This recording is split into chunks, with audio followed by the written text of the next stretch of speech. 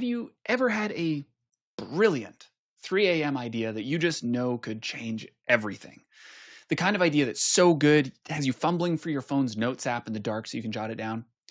Well, that first step, having the good idea, that is the easy part. The hard part is convincing your boss that your idea is not just a caffeine-induced hallucination, but that it is a genuine game changer for your team.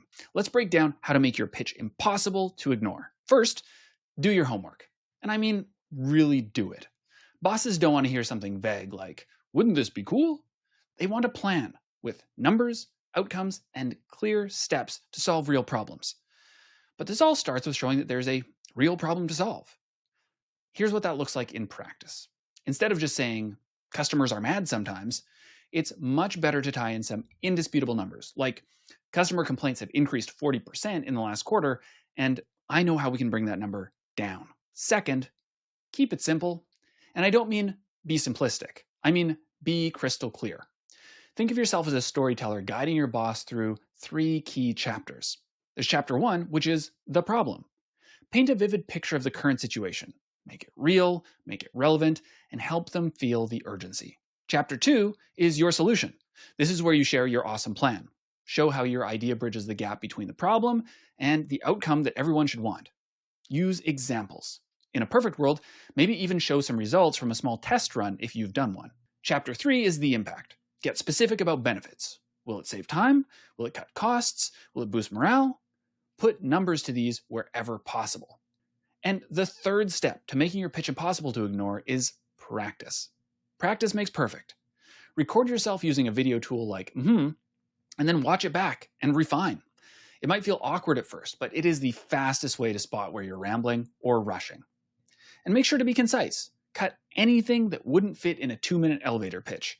Your delivery should be as polished as your idea. Now, let's talk about the questions that you know will be coming. Because if you've made a compelling case, you will get questions. They're not a problem, they're a sign that your ideas are getting traction. Be ready for, how much will this cost? What's the return on investment? How long will implementation take? What could go wrong? Have other companies tried this? Remember, questions aren't roadblocks. They're opportunities to prove that you've thought this through. And on the topic of thinking things through, here's a pro tip.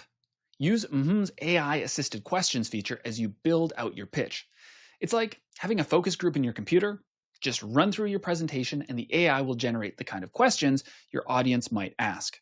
It's a fantastic way to prepare for those curveballs and ensure you've covered all your bases. Think of it as your personal pitch coach, helping you spot potential gaps in your presentation before they trip you up when it matters most. And to be unforgettable after your pitch, follow up with a concise email summarizing the key points and next steps. You might even want to record a quick video to share. The point is to keep the momentum going without being pushy. A simple, I'm happy to discuss this further, keeps the door open. Remember, the difference between a good idea and a winning pitch isn't just in the idea itself. The preparation, clarity, and confidence of your presentation will have a huge impact on whether your suggestions will be taken seriously or not. So, if you're ready to turn your 3 a.m. inspiration into reality, start by getting your pitch perfect with mmhmm. Because when you present with confidence and clarity, people don't just listen, they act.